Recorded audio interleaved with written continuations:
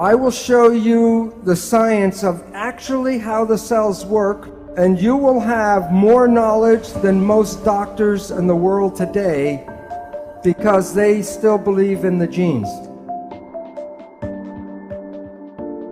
You are made out of 50 trillion cells, and the cells are the living entities. So you are a community, not a single person.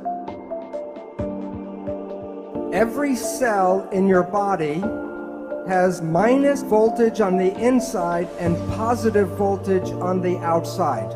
Every live cell is a battery. Every cell has about 1.4 volts. 50 trillion cells in the body times 1.4 volts is 700 trillion volts of electricity in your body right now. And with training and meditation, you can focus this energy called Qi, and you can use that energy for healing. So while you see yourself as a physical entity, the new physics, you are energy waves interacting with each other right now. All animals and all plants communicate with vibration. The gazelle doesn't have to go up to the lion and say, "Are you my friend?" Because at the distance, the energy could be felt and the gazelle will not go there because of bad vibes. If we, when we were young, were taught to be sensitive to the vibrations, we would not find ourselves in bad relationships and bad places. But we are usually told not to go by our feelings, but to listen to what people have to say. Language was designed to hide feelings. The point is, all organisms communicate by vibrations and know if they're in a good place or a bad place by reading the vibrations. We humans have that ability but are not trained to use that ability. When we see people, like if I look at the audience or you see us, we see people as physical particles and machines. But that's an illusion, because what we are interacting waves. That's why one person can affect another person just by being in the field. And today, physics studies the vibration, not the physical. In quantum physics, we don't study the particles, we study the waves. And we study how the waves interference. All of the waves together is called the field. So you're made out of atoms, but you also are the field. You are connected to everything because you can't separate waves. Now I'm going to show you how your thoughts go out and affect your life on the outside. This is an older picture of a new technology called magnetoencephalograph, MEG. EEG, you put wires on your skin and read the brain activity. MEG, the probe does not even touch the head. You can read your brain activity outside of your head. It's not magic. Your thoughts are not contained in your head. As I talked about, people are not particles, they're waves. And waves become entangled with each other. The people that you get connected to, you are entangled with. And many people are familiar, if you think about someone or talk about someone you haven't seen for years, and I say, "Oh, I haven't seen my friend John in 10 years, and the phone rings and it's John. Or a letter comes in the mail from John. It's like the placebo, nocebo. When you think very positive thoughts of someone, they make an effort to get in touch with you. But it works both ways. If you have a negative thought about somebody, wherever they are, they will create negative talk about you. So it's very important to recognize your thoughts and your judgments are not just connected to you, they're connected to the people you talk about. So people know that if you hit the right frequency, you can cause a crystal goblet to explode. It's called harmonic resonance or constructive interference. You are like a tuning fork with your brain, and you're broadcasting frequencies of your thoughts. Which goblet is going to respond to your thoughts? The one that is harmonically resonant with your thoughts. If you live in fear, you're not going to activate the Dalai Lama, but you may get Scarface to show up. So when you are having thoughts, you are exciting and activating those things in the world that are connected to your thoughts. When a mugger is trying to pick out which person he's going to attack, of the different people walking down the street, which one do you think gets attacked? The one who is most afraid. Because the one who's most afraid will resonate, and that means that the mugger doesn't have to do anything, go boo, and everyone will give him everything.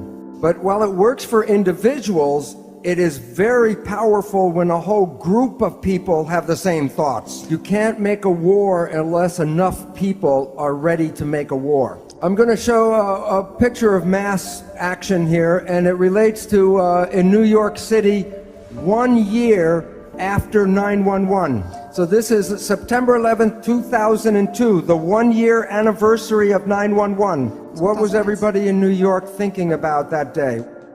The winning number, 911, because we collectively create the reality.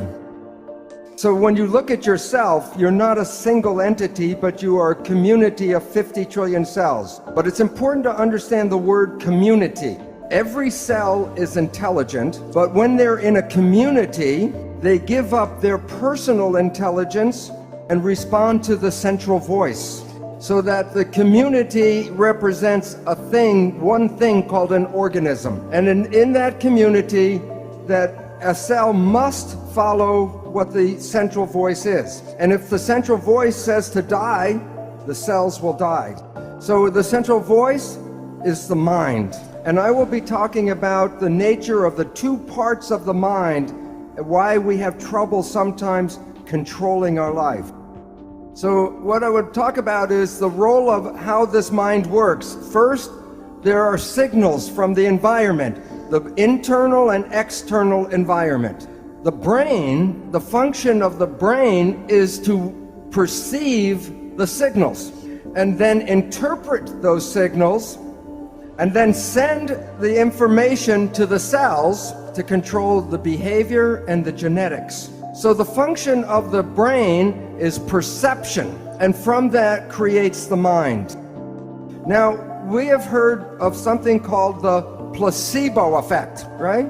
The placebo effect is when you have a very positive thought that something can heal you, even if you don't know it, but it's a sugar pill, but you believe it's the real medicine, then you can heal yourself with that. So the pill didn't heal you, it was the thought that healed you. Statistics reveal that 1/3 of all medical healings, including surgery, are the result of the placebo effect. Now, the issue is that the placebo effect is when you have positive thinking. What about negative thinking? And this is what medicine does not tell you, is that there is negative thinking, and it's called the nocebo effect. And in the same power that positive thinking can heal you, negative thinking can kill you. They're both the same effect. One is more positive, one is more negative, but the effects are exactly the same on your health. One will heal you, and the other can make you sick. The point is that negative thinking can create all the effects of chemotherapy. Now think about this. If a doctor tells you you have a disease, or the doctor tells you you're going to die, and you believe the doctor because he's the professional, the belief will give you a disease and can cause you to die. In the United States, in the South, there's a religious group called the Baptist Fundamentalists. And this one group works themselves up into a state of ecstasy, religious ecstasy. And they believe God protects them. And so they will work with snakes, poisonous snakes like rattlesnakes, and they will even get bitten by the snake and nothing happens to them. Now look at this though. Some of them will drink strychnine in toxic doses, and when they're in that state of belief, it does not affect them. So if you can drink toxic poison, then why do we worry so much about the toxins or the food and the air and all that? Because we have a belief that the toxins can kill us. But even though I know this, I will not drink strychnine. And why? Because my belief is not as strong as their belief. So if we were growing up and programmed with stronger beliefs, we would be more powerful than we are now.